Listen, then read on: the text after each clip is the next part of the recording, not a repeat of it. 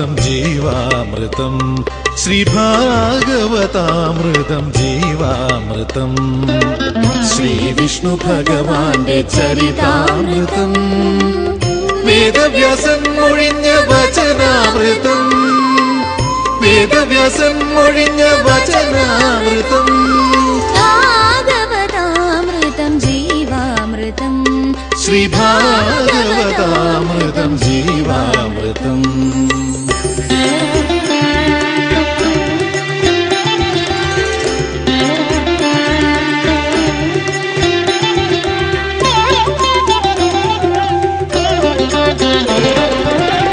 നാരായണ നമ നാരായണ ഹരി നാമം പരബ്രഹ്മജ്ഞാനാമൃതം നാരായണ നമ നാരായണ ഹരി നാമം പരബ്രഹ്മജ്ഞാനാമൃതം ഹരിനാമ സങ്കീർത്തനം പാടി ലോകത്തിൽ ഹരിയുടെ കരുണ കഥ പറയാം വൈഷ്ണവ വൈഭവ കഥ പറയാം ശ്രീകൃഷ്ണ കൃപാവര കഥ പറയാം വൈഷ്ണവ വൈഭവ കഥ പറയാം ശ്രീകൃഷ്ണ കൃപാവര കഥ പറയാം ഭാഗവതാമൃതം ജീവാമൃതം ശ്രീഭാഗവതാമൃതം ജീവാമൃതം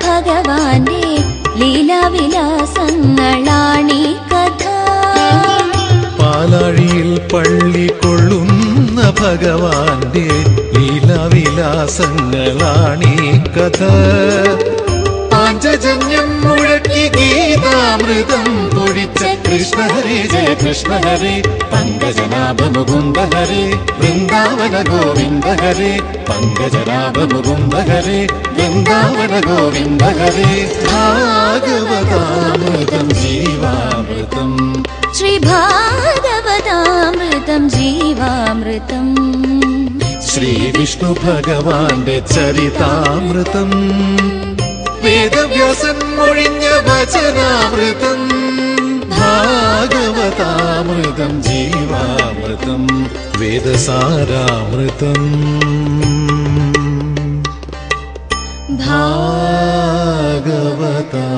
ഭാഗവതാമൃതം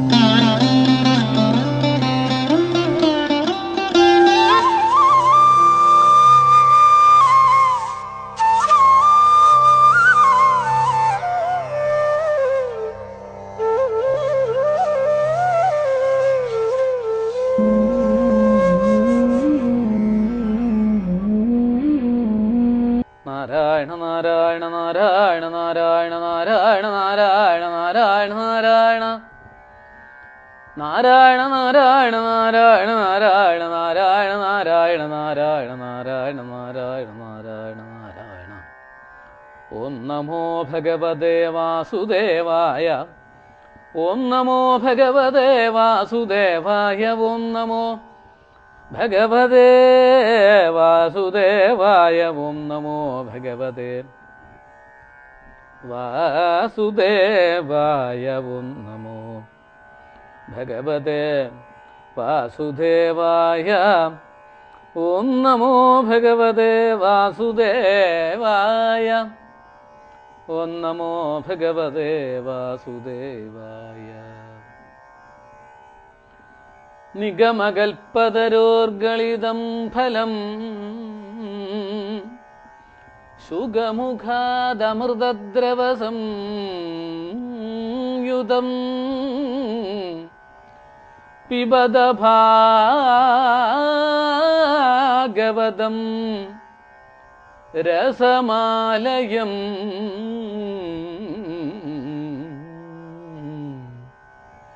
മുഹുരഹോ രസിക ഭുവി ഭാവുക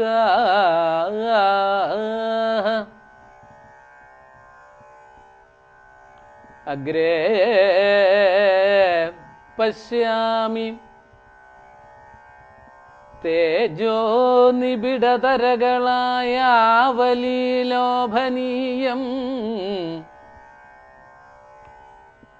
പീയൂഷാപ്ലാവിദോഹം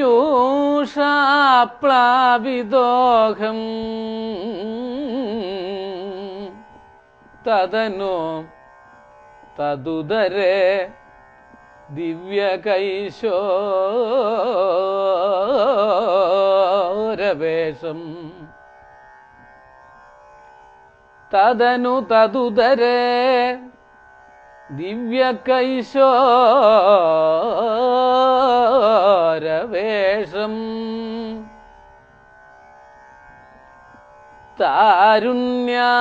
താരുണ്യാരംഭരമ്യം പരമസുഖരസാസ്വാദ രോമാഞ്ചിതാംഗൈ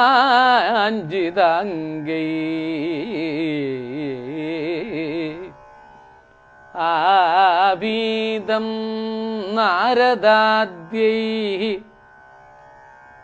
വിലസതുപനിഷൽ സുന്ദരീ മണ്ഡലൈശ്ച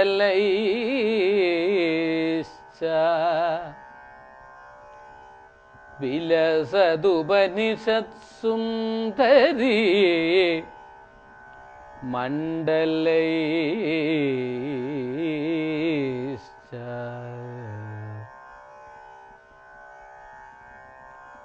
ഹരേ രാമ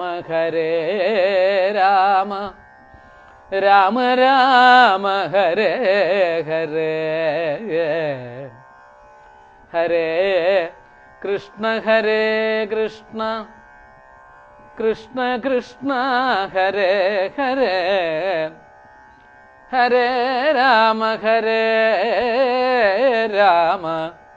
രാമ രാമ ഹരേ ഹരേ ഹരേ കൃഷ്ണ കൃഷ്ണ കൃഷ്ണ ഹരേ ഹരേ ഹരേ രാമ രാമ രാമ ഹരേ ഹരേ ഹരേ കൃഷ്ണ കൃഷ്ണ കൃഷ്ണ ഹരേ ഹരേ ഹരേ കൃഷ്ണ കൃഷ്ണ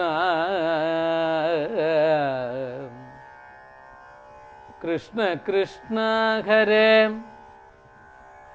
കൃഷ്ണ ഹരേ ഹരേ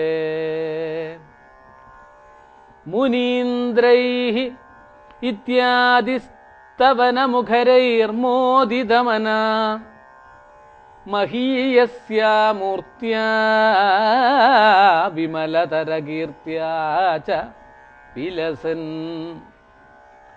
സ്വധിഷ്ണ്യാം സംപ്രാപ്തസുഖ രസവിഹാരീ മധുരിപോ നിരുന്ധ്യാ രോഗം മേ സകലമഭി വാതാലയപതേ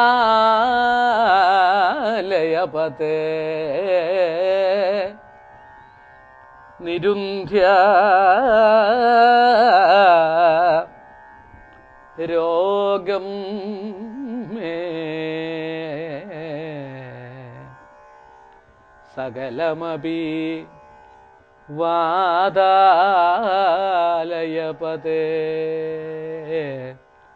കൃഷ്ണ.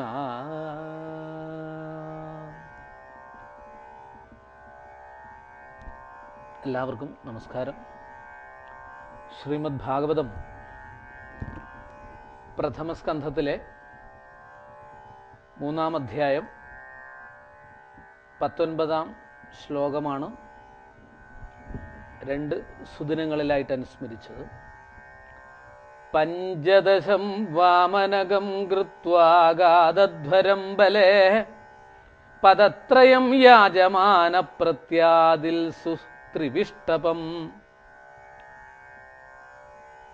പ്രത്യാദിൽ സുത്രിവിഷ്ടപം. നമ്മൾ പറഞ്ഞുകൊണ്ടിരിക്കുന്നത് വാമനാവതാര ചരിത്രമാണ്.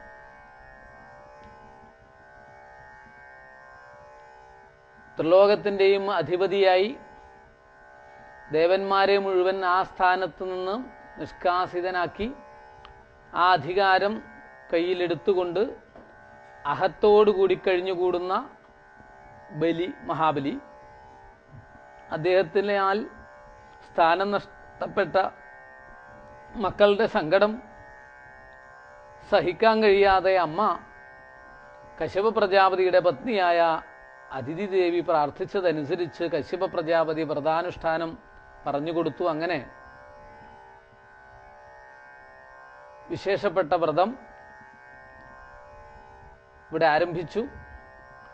ആ വ്രതത്തിൻ്റെ സമാപന സുദിനത്തിൽ ഉച്ചയോട് കൂടിയിട്ട് ആ പൂജ മുഴുപ്പിക്കുന്ന സമയത്ത് കണ്ണുനീരൊലിപ്പിച്ചുകൊണ്ട് ഭഗവാനെ ഇതിനൊരു വഴി ഉണ്ടാക്കി തരണേ എന്ന് പ്രാർത്ഥിച്ചു.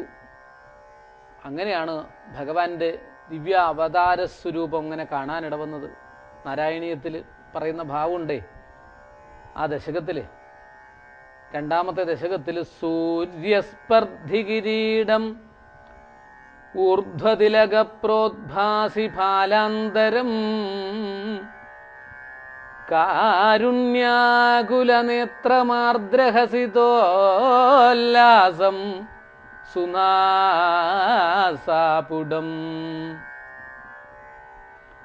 ഗണ്ഡോദ്യന്മകരാഭകുണ്ടലയുഗം കണ്ഠോജ്വലൽ കൗസ്തുഭം ത്വദ്രൂപം വനമാല്യഹാരപടല ശ്രീവത്സ ദീപ്രം ഭജേ.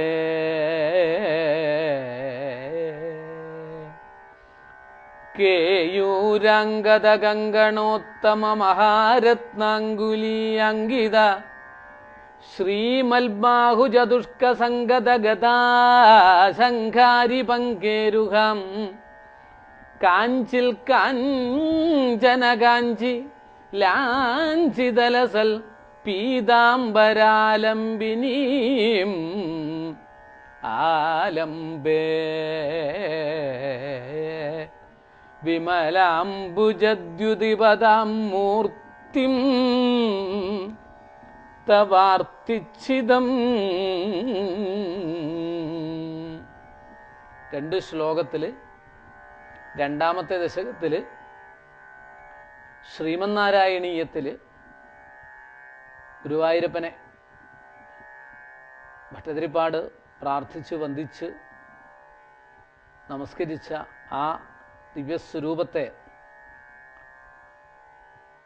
നാരായണീയം പിന്നീടുണ്ടായതാണ്, ഈ അതിഥി ദേവി കണ്ട ആ സ്വരൂപത്തെ, ദേവകീ വസുദേവന്മാർ കണ്ട ആ സ്വരൂപത്തെ, ശ്രീകൃഷ്ണ അവതാരത്തിന് മുമ്പായിട്ട് കണ്ട സ്വരൂപത്തെ, അതുതന്നെയാണ്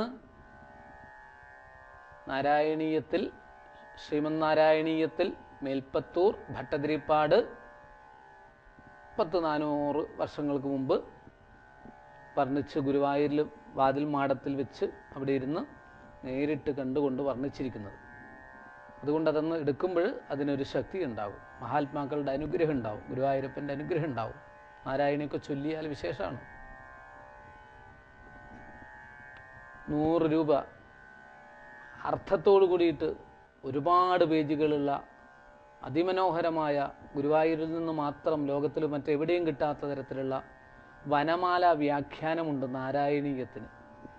ഒരു ദശകമൊക്കെ ചൊല്ലണമെങ്കിൽ ഒരു 5 മിനിറ്റൊക്കെ വേണ്ടുള്ളൂ. ഓരോ ദശകത്തിലും എൻ്റെ രോഗം മാറ്റണേ ഭഗവാനെ എന്ന് പ്രാർത്ഥിക്കുന്ന തരത്തിലുള്ളത് അതിമനോഹരമായിട്ടുള്ള ശ്ലോക കുസുമങ്ങൾ കൊണ്ട്, ശ്ലോക പുഷ്പങ്ങൾ കൊണ്ട് ഗുരുവായൂരപ്പനെ അർച്ചിച്ച് സാധാരണക്കാർക്ക് വേണ്ടി സിദ്ധൌഷധാക്കി മാറ്റിയിട്ടുള്ള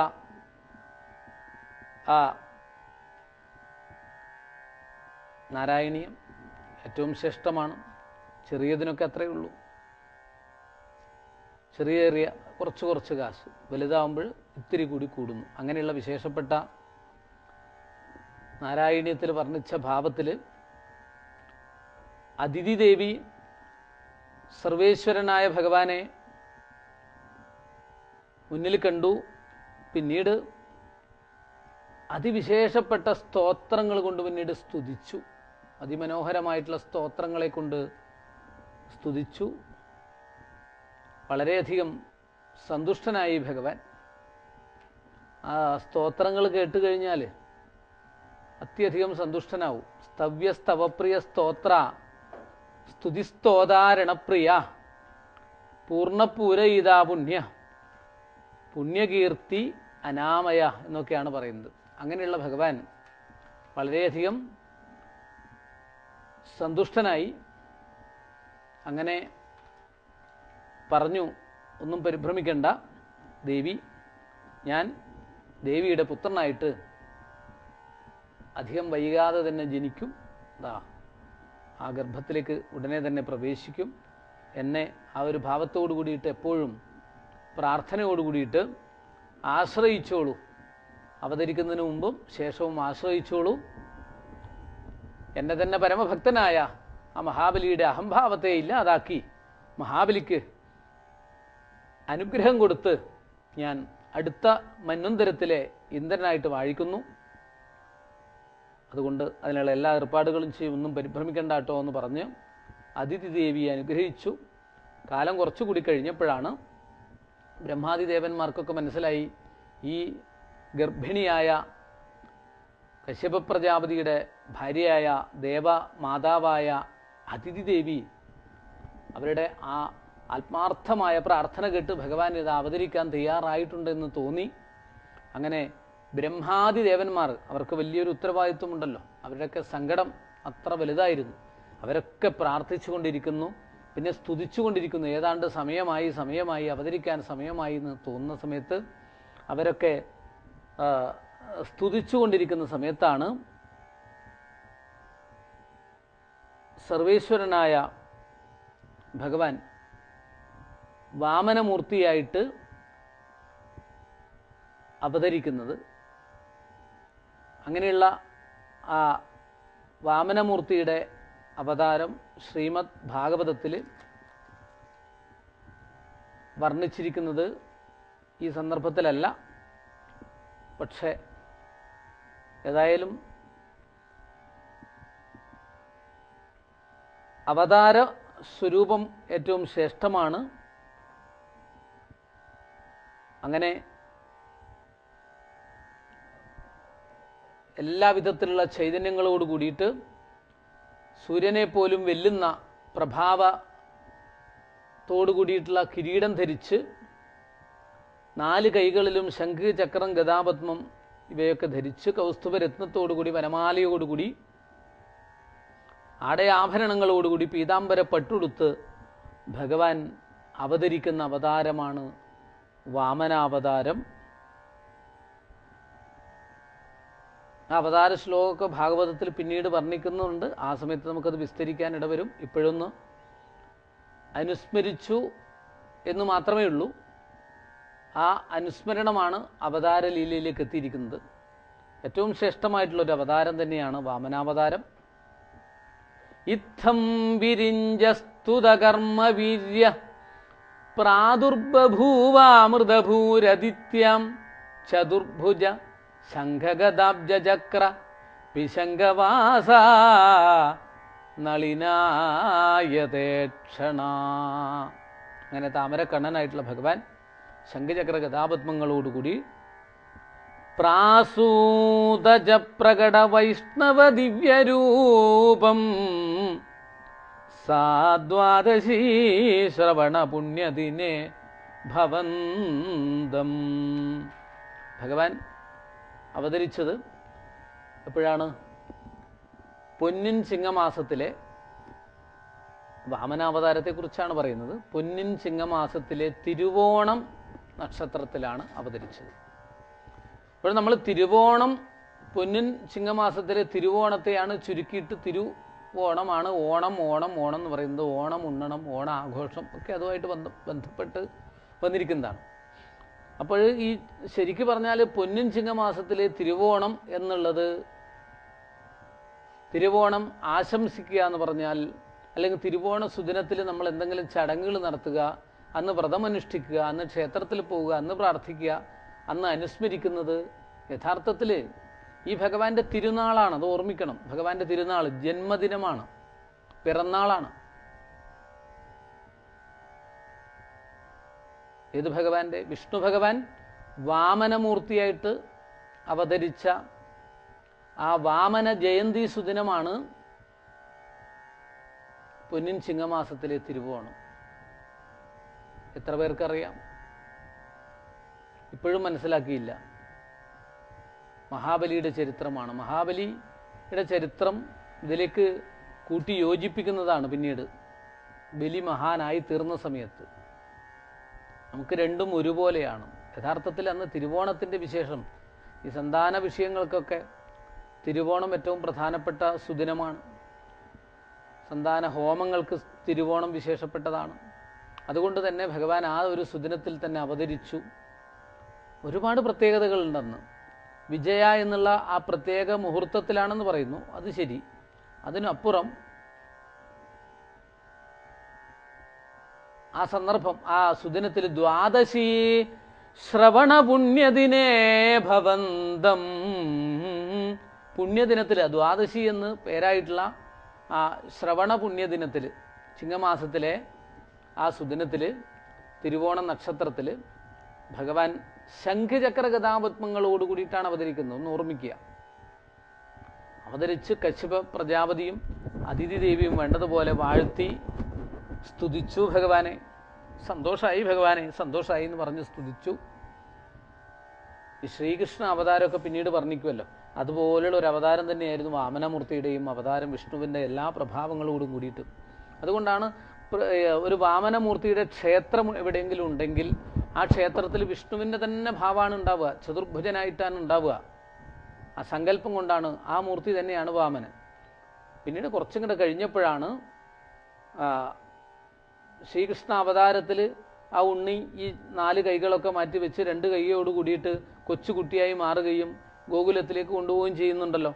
അതുപോലെ ഇവിടെയും പെട്ടെന്ന് തന്നെ ഇവരുടെ പ്രാർത്ഥനയൊക്കെ കഴിഞ്ഞ് കണ്ണുനീരൊലിപ്പിച്ച് തൊഴുകുന്ന സമയത്ത് പെട്ടെന്ന് ഈ രൂപമൊക്കെ മാറ്റിവെച്ച് പെട്ടെന്ന് കുറച്ച് മുതിർന്ന ഒരു കുട്ടിയായി, കുറച്ച് വളർന്നു വന്ന ഒരു കുട്ടിയുടെ ഭാവത്തിലേക്ക് എത്തി. ഏതാണ്ട് നമ്മൾ സങ്കല്പിക്കുക, കുറച്ച് പെട്ടെന്നങ്ങ് വളർന്നു വന്നിട്ട് നല്ല തടിച്ച ഒരു കുട്ടി, കുറച്ച് അതിനനുസരിച്ചിട്ടുള്ള നീളമില്ലാതിരിക്കുമ്പോഴോ ഉയരമില്ലാതിരിക്കുമ്പോഴോ ആ കുട്ടി കുറച്ച് വാമനൻ എന്ന് പറയുന്നത് അതുകൊണ്ടാണ്. ആ ഭാവത്തിലായി ഒരു മനുഷ്യ ഭാവത്തിലുള്ള മാനുഷ ബാലവേഷം തന്നെയാണുള്ളത്.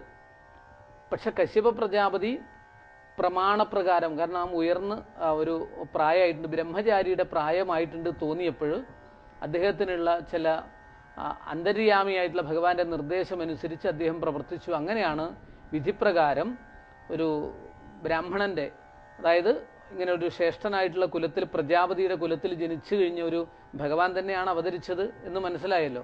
അപ്പോൾ ഭഗവാന് ചില സംസ്കാര ക്രിയകൾ, അതായത് ആ ചടങ്ങുകളൊക്കെ ചെയ്യണം, അതുകൊണ്ട് എത്രയും പെട്ടെന്ന് ചെയ്യണമെന്ന് തോന്നി. അങ്ങനെയാണ് ഉപനയനം ചെയ്യിച്ചു. ഈ പൂണൂല് ഇടുന്ന ചടങ്ങിനെയാണ് ഉപനയനം എന്ന് പറയുന്നത്. മേഖലാജിന ദണ്ഡാക്ഷം ഒക്കെ ഉണ്ട്. മേഖല അരയിൽ കെട്ട്, പിന്നെ കൃഷ്ണാജിനം ഒക്കെ അണിയിച്ച്, കുണ്ടലങ്ങളൊക്കെ അണിയിച്ച്, അങ്ങനെ ഒരു ബ്രഹ്മചാരിയുടെ വേഷം, കയ്യിലൊരു കമണ്ടലും പിന്നെ ഒരു ഓലക്കൊടയൊക്കെ ആയി മെതിയടികളോട് കൂടിയിട്ട് ആ ഒരു ബ്രഹ്മചാരിയുടെ ഭാവത്തിൽ ഇങ്ങനെ എത്തിച്ചു. സാക്ഷാൽ പാർവതീദേവി തന്നെ ഭിക്ഷ കൊടുക്കുന്നു ബ്രഹ്മചാരിക്ക്. ഈ ആദ്യമായിട്ടുള്ള ഉപനയനത്തിൻ്റെ ആദ്യത്തെ ചടങ്ങ് പൂണൂലിടുന്നതോട് കൂടിയിട്ട് അവിടെ ബ്രഹ്മോപദേശം ആണ്. സാക്ഷാൽ ഗായത്രി മന്ത്രം തന്നെ സൂര്യൻ തന്നെ വന്നിട്ട് ഉപദേശിച്ചു. സാധാരണ സൂര്യനെ സാക്ഷി നിർത്തിക്കൊണ്ട്, സൂര്യനെ കണ്ടുകൊണ്ട് പിതാവ് ആ സ്ഥാനത്ത് നിന്നുകൊണ്ട് ഉപദേശിക്കുകയാണ് പതിവ് വലത് ചെവിയിൽ. ഇത് സൂര്യൻ തന്നെ നേരിട്ട് വന്ന് സൂര്യഗായത്രി മന്ത്രം ഉപദേശിച്ചു. സാക്ഷാൽ ഭിക്ഷ അമ്മയാണ് കൊടുക്കുക. സാക്ഷാൽ ജഗദംബിക തന്നെ, പാർവതീദേവി തന്നെ ഭിക്ഷ കൊടുത്തു. അങ്ങനെ ആ ചടങ്ങുകളൊക്കെ കഴിഞ്ഞ് കുട്ടി കാശിക്ക് പോകുന്നത് പോലെ ഈ കമണ്ടലൊക്കെ ആയിട്ട് ബ്രഹ്മചാരിയായിട്ട് അങ്ങനെ കഴിഞ്ഞുകൂടുന്നു. ഈ കുട്ടിക്ക് ഇനി ചില ചടങ്ങുകളുണ്ട്. ഇനി ചമത ഹോമങ്ങളൊക്കെ ചെറുതായിട്ട് ചെയ്യാനുണ്ട് സന്ധ്യാവേളകളിൽ. അതൊക്കെ ചെയ്തുകൊണ്ടങ്ങനെ ആ കശ്യപ പ്രജാപതിയുടെ കൊട്ടാരത്തിൽ ഭവനത്തിൽ കഴിഞ്ഞുകൂടുകയാണ്. അങ്ങനെ ഇരിക്കുന്ന സമയത്താണ് വാമന മൂർത്തിയായിട്ടുള്ള ഈ ബ്രഹ്മചാരിക്ക് തോന്നി ഇവിടെ ഒരു വലിയ യാഗം നടക്കുന്നു. ആ യാഗം നടത്തുന്നത് മഹാബലിയാണ്. ബലിയാണ് പിന്നീട് മഹാബലിയാവുന്നത്. ആ യാഗം എന്നുള്ളത് വളരെ വിശേഷപ്പെട്ടതാണ്. യാഗസ്ഥലത്ത് പോകണം. പക്ഷേ ഒരു സുദിനത്തിൽ നല്ലൊരു സുദിനം നോക്കിയിട്ട് പുറപ്പെട്ടു. പക്ഷെ അന്ന് എന്താ വിശേഷം എന്നറിയോ? ഇഷ്ടദാനം ചെയ്യുന്ന സുദിനമാണ്. അങ്ങനെ ഇഷ്ടദാനം ചെയ്യുന്ന ആ സുദിനത്തിൽ ബ്രഹ്മചാരിയായിട്ടുള്ള ഈ ഉണ്ണി ക്ഷണിക്കാതെ തന്നെ അതിഥിയായിട്ട് അവിടെ എത്തിച്ചേരുന്നു. ഇത് എവിടെയാണ് സ്ഥലം എന്നൊക്കെ മനസ്സിലാക്കണം ഈ സന്ദർഭത്തിൽ. പിന്നീട് കഥയിൽ വിസ്തരിക്കും. ഇതൊക്കെ കേരളത്തിലുള്ള സംഭവമല്ല. ഇനി അത് വിചാരിക്കണ്ട, മഹാബലി കേരളം ഭരിച്ചു എന്ന് പറയുന്നുണ്ട്. അത് വേറൊരു കഥയുണ്ട്, മാവേലി കേരളം ഭരിച്ചു എന്നൊക്കെ പറഞ്ഞിട്ട്. അതും ഇതായിട്ടൊന്നും ബന്ധമില്ല എന്ന് തോന്നുന്നു ഇപ്പോഴും പറയുന്നത് കേട്ടോ. കാരണം ഈ മഹാബലിയാണ് മാവേലിയായിട്ട് പറയുന്നതെങ്കിൽ അതൊക്കെ തെറ്റാണ്, വിഡ്ഢിത്തം തന്നെയാണ്. കാരണം കേരളം ഭരിച്ചു എന്നല്ല പറഞ്ഞിരിക്കുന്നത്. പിന്നെയോ അന്ന് കേരളം തന്നെ ഇല്ല. പരശുരാമൻ മഴുവ് എറിഞ്ഞിട്ടാണ് കേരളം ഉണ്ടാവുന്നത്. പരശുരാമ അവതാരം വരാനിരിക്കുന്നതേ ഉള്ളൂ. അങ്ങനെയാണെങ്കിലോ കേരളത്തിലല്ല. പിന്നെ എവിടെയാണ്? നർമ്മദായ തട ഉത്തരേ ബലേ ഭൃഗുഗച്ഛ സംജ്ഞകേ. നർമ്മദാ നദിയുടെ ഉത്തര ദിക്കിൽ വടക്ക് ഭാഗത്തുള്ള തീരത്ത് ആ സ്ഥലത്താണ് യാഗം ഉണ്ടായത്. നർമ്മദാ നദി എവിടെയാണെന്ന് അന്വേഷിക്കുക, സംശയമുള്ളവർ കണ്ടെത്തുക. അത് കുറേ അങ്ങോട്ടുള്ള സ്ഥലമാണ് ഇതൊക്കെ പറയുന്നത്. ആ നർമ്മദയുടെ ഉത്തര ദിക്കിലാണ് യാഗഭൂമി. നരസിംഹപുരിയൊക്കെ ഇവിടെ കാണാൻ സാധിക്കും. ഇന്ന് ഹച്ച് എന്നൊക്കെ പറയുന്ന സ്ഥലമാണ്. അവിടെയാണ് ഇദ്ദേഹത്തിൻ്റെ ഇവിടെ ഭാരതത്തിൽ ഉണ്ടായ ഭൂമിയിലുണ്ടായ കൊട്ടാരം ഉണ്ടായത്. ബാക്കിയൊക്കെ അധീനത്തിൽ വന്നതാണ്. അവിടെയൊക്കെ സാമന്ത രാജാക്കന്മാരുണ്ടാകുക. ഇതൊക്കെ ഒന്ന് ഓർമ്മിക്കുക. അങ്ങനെ ആ യാഗശാലയിൽ എന്തും കൊടുക്കുന്നൊരു സുദിനുണ്ട്. ഈ യാഗത്തിൽ ഇഷ്ടപ്പെട്ട ദാനം എല്ലാവർക്കും നമ്മൾ അന്നദാനം മഹാദാനം എന്നൊക്കെ പറഞ്ഞുകൊണ്ട് ഇഷ്ടം പോലെ വേണ്ടത്ര കഴിച്ചോളൂ എന്ന് പറഞ്ഞു കൊടുക്കുന്നില്ലേ? ഇതുപോലെ സർവാണി സദ്യയും സർവാണി, ധനം, മറ്റുള്ള സൗകര്യങ്ങൾ, അവരവർക്ക് ജീവിക്കാൻ ആവശ്യമുള്ളതൊക്കെ കൊടുക്കും ഭരണാധികാരി. കാരണം ത്രിലോകത്തിൻ്റെയും അധിപതിയായിട്ട് അങ്ങനെ ഒരു സുദിനമുണ്ട് യാഗത്തിൽ, ഇഷ്ടദാനം ചെയ്യുന്ന ഒരു സുദിനം. ആ സുദിനത്തിലാണ് മഹാബലിയുടെ ആ യാഗസ്ഥലത്തേക്ക് പെട്ടെന്ന് വാമനമൂർത്തി തേജസ്വിയായിട്ട്, ബ്രഹ്മവർച്ചസ്വി എന്നൊക്കെയാണ് പറയുക, ബ്രഹ്മ തേജസ്വിയായിട്ട് എത്തിച്ചേരും. അങ്ങനെ ഒരു ബ്രഹ്മചാരിയെ കാണാൻ കിട്ടുന്നത് മഹാഭാഗ്യമാണ്. എല്ലാവരും നമസ്കരിക്കും തൊഴുതിട്ട്. കാരണം അതൊക്കെ അപൂർവമായിട്ടുള്ള രംഗമാണ്. അങ്ങനെ ഒരു ബ്രഹ്മചാരിയെ കാണുന്നുണ്ടെങ്കിൽ നമസ്കരിക്കുക, വന്ദിക്കുക. ഇത് മഹാഭാഗ്യമാണ്. കാരണം ഈശ്വരനെ കാണാൻ സാധിക്കും ഇഷ്ടം പോലെ. പക്ഷേ ഈശ്വര സ്വരൂപ അവതാരങ്ങളും കാണാൻ സാധിക്കും. ബ്രഹ്മചാരി അങ്ങനെ കണ്ടുകിട്ടില്ല. കാരണം അങ്ങനെ ഒരു ശക്തിയുണ്ട് ബ്രഹ്മചാരിക്ക്. അങ്ങനെയുള്ള ബ്രഹ്മചാരിയെ കണ്ട് സന്തോഷത്തോടുകൂടി സ്വാഗതം ചെയ്തു. കൂട്ടിക്കൊണ്ടുപോയി സിംഹാസനത്തിലിരുത്തി കാല് കഴുകി എന്താണ് വേണ്ടത് എന്നൊക്കെ ചോദിക്കുന്നു. സന്തോഷമായി കേട്ടോ. ഞാൻ മാത്രമല്ല, എൻ്റെ അച്ഛനും മുത്തശ്ശനും എൻ്റെ കുലം പ്രഹ്ലാദൻ മുത്തശ്ശനും മാത്രമല്ല, എൻ്റെ കുലം മുഴുവനും പരിശുദ്ധമായി തീർന്നു അങ്ങയുടെ പാദസ്പരിശം കൊണ്ട്. മഹാത്മാക്കളൊക്കെ നമ്മുടെ ഭവനത്തിൽ വന്നാൽ നമുക്ക് വിലയുണ്ടാവില്ല ചിലപ്പോഴും. ഇത് മഹാഭാഗ്യമാണ് കേട്ടോ. ഇവിടെ എന്തെങ്കിലും ദുരിതങ്ങളൊക്കെ ഉണ്ടെങ്കിൽ അതിനൊക്കെ ശാന്തിയാണ് പാദസ്പരിശം എന്ന് പറയുന്നത്. കാരണം ശാസ്ത്രീയമായിട്ടും പാദത്തിലാണ് ഏറ്റവും ശ്രേഷ്ഠമെന്ന് പറയുന്നത്. അതൊക്കെ നമ്മൾ ഓർമ്മിക്കണം ഈ സന്ദർഭത്തിൽ. ഒരു മനുഷ്യന് തന്നെ പാദമാണ്, പാദത്തിൻ്റെ അടിഭാഗമാണ് ഏറ്റവും ശ്രേഷ്ഠം. അവിടെ വളരെ പരിശുദ്ധിയോടുകൂടി ഉണ്ടാവണം. അവിടെ എന്തെങ്കിലും ഒരു സംഭവിക്കുക, സകലത്തിൻ്റെയും ഈ തലച്ചോറിനെ നിയന്ത്രിക്കുന്ന മുഴുവൻ ഭാഗത്തിൻ്റെയും നിയന്ത്രണം പാദത്തിലാണ് ഉണ്ടാവുക. അതുകൊണ്ടാണ് ഈശ്വര പാദം ഏറ്റവും ശ്രേഷ്ഠമാകുന്നത്. പാദം കുളിർപ്പിക്കുന്നത് അതുകൊണ്ടാണ്, പാദത്തിനെ രക്ഷിക്കുന്നത് അതുകൊണ്ടാണ്. ഏറ്റവും ശ്രേഷ്ഠമാണ്. നാഡി ഞരമ്പുകളുടെ മുഴുവനും അടിസ്ഥാനം പാദത്തിലുള്ളത് കൊണ്ടാണ് ചികിത്സാ പദ്ധതിയിൽ എണ്ണ തേച്ചിട്ട് കാലിൻ്റെ അടിഭാഗത്ത് എണ്ണ തേച്ച് കുളിക്കാൻ പോലും പറയുന്നത്. അങ്ങനെയുള്ള പാദം ഏറ്റവും ശ്രേഷ്ഠമാണ്. അതുകൊണ്ടല്ലേ പാദം തൊട്ട് തലയിൽ വെക്കുന്നത്. ആ പാദത്തെ ഒന്ന് തൊട്ടിട്ട് ഞാൻ പോയിക്കോളാം, അനുഗ്രഹം വാങ്ങാൻ. പാദത്തിലല്ലേ എല്ലാവരും നമസ്കരിക്കുക, പാദത്തിലല്ലേ പുഷ്പാഞ്ജലി ചെയ്യുക, പാദത്തിലല്ലേ നിവേദ്യം വെക്കുക. പാദമല്ലേ പാദം. ശരണം ദേവൻ പാദം, ദേവി പാദം, ഇങ്ങനെയല്ലേ നമ്മൾ പറയുന്നത്. അതുകൊണ്ട് തന്നെ ഏറ്റവും ശ്രേഷ്ഠമാണ് ഇവിടുത്തെ പാദം. ബ്രഹ്മചാരിയുടെ പാദം വെച്ച്, അതായത് ആ കാല് കൊണ്ട് ഇവിടെ ഇങ്ങനെ കയറി വന്നു എന്നുള്ളത് തന്നെ ഏറ്റവും ശ്രേഷ്ഠമാണ്. എന്നൊക്കെയുള്ള ബഹുമാനത്തോടു കൂടി. കാരണം യാഗസ്ഥലത്തേക്ക് പലരും വരും, ബ്രാഹ്മണരൊക്കെ വരും. പക്ഷെ ഒരു ബ്രഹ്മചാരി ക്ഷണിക്കാതെ കണ്ട് വന്നത് സന്തോഷമായി, അതും ഇഷ്ടദാനം ചെയ്യുന്ന ദിവസം വന്നതുകൊണ്ട് സന്തോഷമായി. ഇനി എന്താണ് അങ്ങേക്ക് വേണ്ടതെന്ന് ചോദിച്ച് മഹാബലി വേണ്ടതുപോലെ വരം കൊടുക്കാനായിട്ട്, അതായത് വരം എന്ന് പറഞ്ഞാൽ അദ്ദേഹത്തിൻ്റെ ആഗ്രഹം എന്തുണ്ടോ അതൊക്കെ ഞാൻ സഫലീകരിക്കും, കാരണം അങ്ങനെ ഒരു ബ്രഹ്മചാരിയെ കിട്ടിയത് മഹാഭാഗ്യമാണ് എന്നൊക്കെ പറയുന്നു. ഇനി എന്താണ് അങ്ങേക്ക് വേണ്ടത്? കാരണം ഇന്നെന്തോ ആഗ്രഹിച്ചിട്ടാണ് വന്നത്, ഇഷ്ടദാനം ചെയ്യുന്ന സുദിനത്തിൽ വന്നതുകൊണ്ട് എന്തോ ആഗ്രഹിച്ചിട്ടാണെന്ന് തോന്നുന്നു. എന്താണ് വേണ്ടതെന്ന് ചോദിക്കുന്നു. എനിക്കൊന്നും ആവശ്യമില്ല, ഇരുന്ന് ഹോമം ചെയ്യാൻ വേണ്ടിയിട്ട് ചെറിയൊരു സൗകര്യം, ഒരു 3 അടി എൻ്റെ കാലുകൊണ്ട് അളന്നെടുക്കുന്ന ഒരു 3 അടി മണ്ണ് വേണമെന്ന് പറയുന്നു.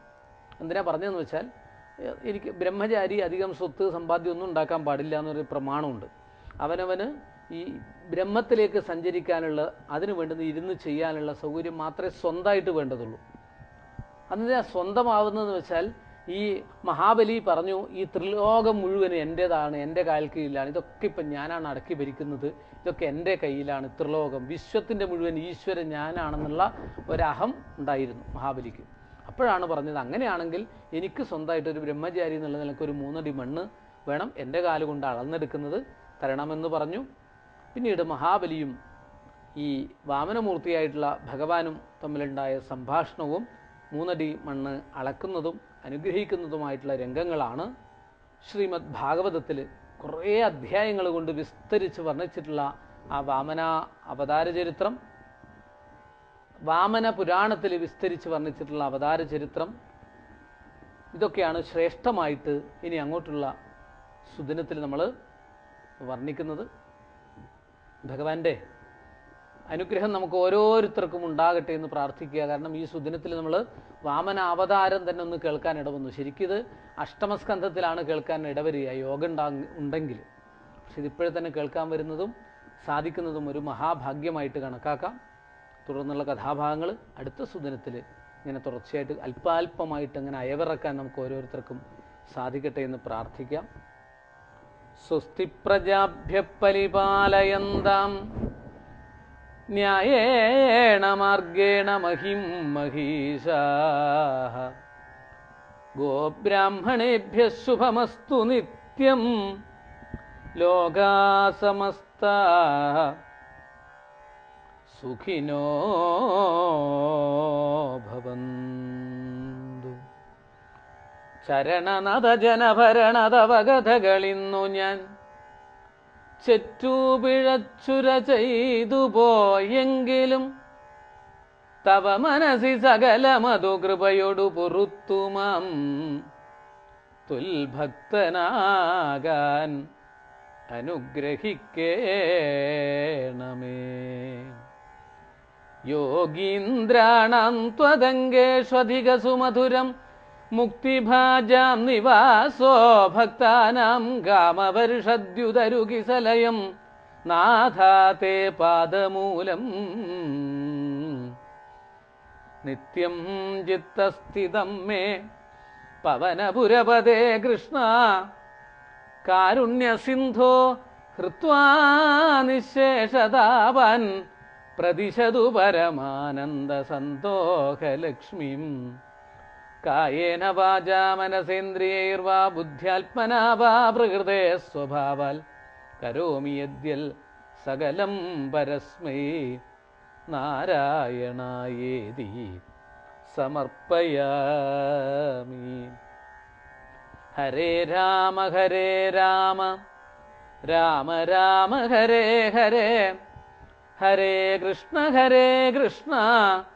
കൃഷ്ണ കൃഷ്ണ ഹരേ ഹരേ, ഹരേ രാമ രാമ രാമ ഹരേ ഹരേ, ഹരേ കൃഷ്ണ കൃഷ്ണ കൃഷ്ണ ഹരേ ഹരേ, ഹരേ രാമ രാമ രാമ ഹരേ ഹരേ, ഹരേ കൃഷ്ണ കൃഷ്ണ കൃഷ്ണ കൃഷ്ണ ഹരേ ഹരേ. നമസ്കാരം. ഭാഗവതാം